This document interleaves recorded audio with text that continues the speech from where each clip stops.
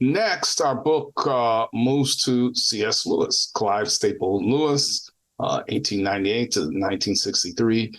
He was known to his friends as Jack. Go figure, right? Right. And was almost without doubt, our book tells us, the most popular Christian apologist internationally in the 20th century.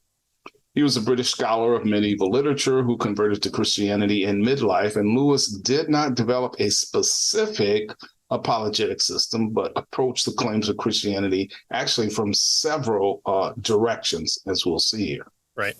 And if you've only read Lewis for his Narnia books, I mean, congratulations. Those are a good place to start. But he's written a lot more. And his work as a scholar outside of Christianity is pretty impressive as well. If you are looking kind of for more, I did a book review on the subject of the Inklings, which was a group that him and like Tolkien were a part of.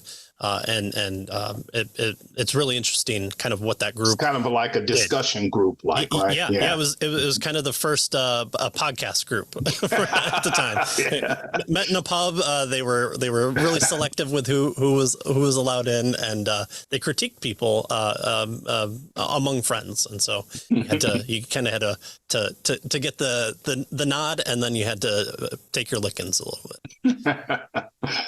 Well, having converted from atheism to Christianity, he didn't always start out as a Christian. He was clearly an atheist by his own writings, and then he moved to Christianity.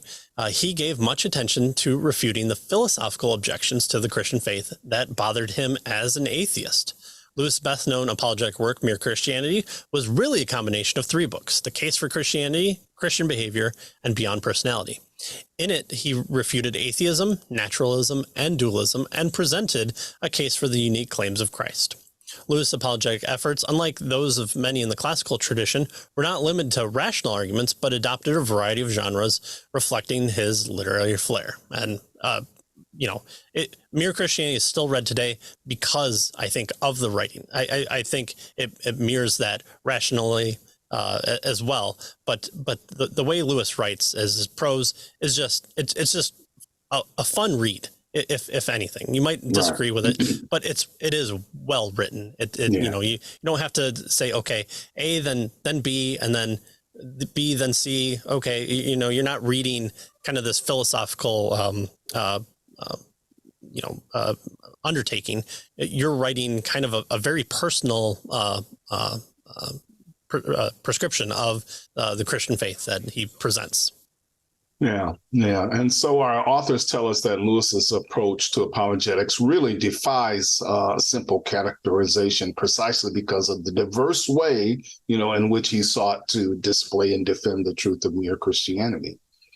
However, they tell us that they agree with Geisler and David Clark, both of whom were classified Lewis as a classical apologetics. So in dealing with outright atheism, Lewis generally offered philosophical arguments for belief in God in preparation for presenting the case for Christianity. So notice you have this kind of two-step approach again, right?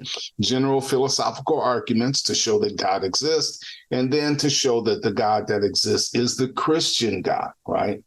And so though it wasn't specific arguments that most classical apologists prefer, Lewis had his own arguments, but still he kind of followed this kind of two-step process.